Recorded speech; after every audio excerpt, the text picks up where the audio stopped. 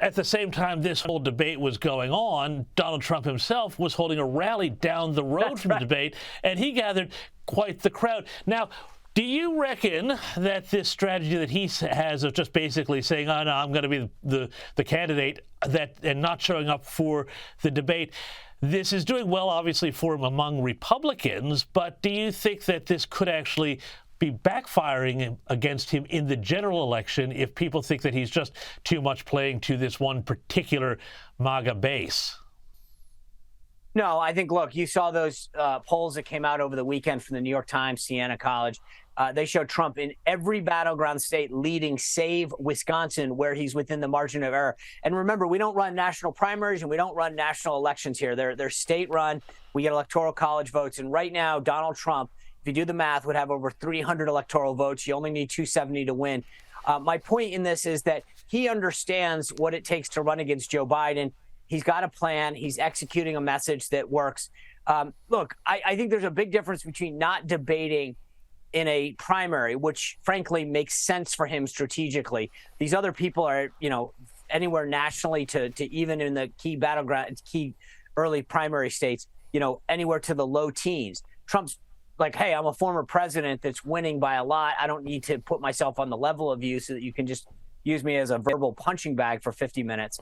I think that's smart. Trump himself has said that he looks forward to debating Biden, and it would be a very different scenario in a general election.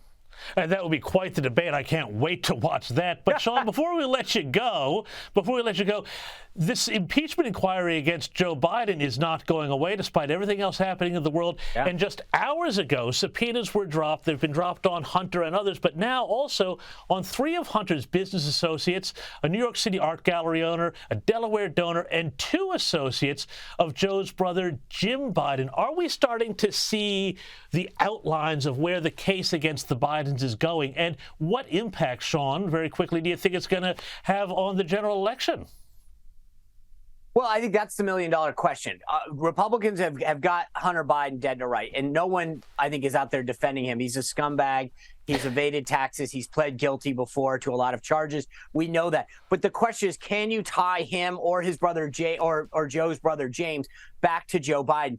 That's been what the Republican Party, the Republicans in Congress are trying to do, and I think, frankly, have to do if they want to change this from, this is, you go back to Billy Carter, to Roger Clinton. There were a lot of people around politicians who've been in the presidency who have been unsavory.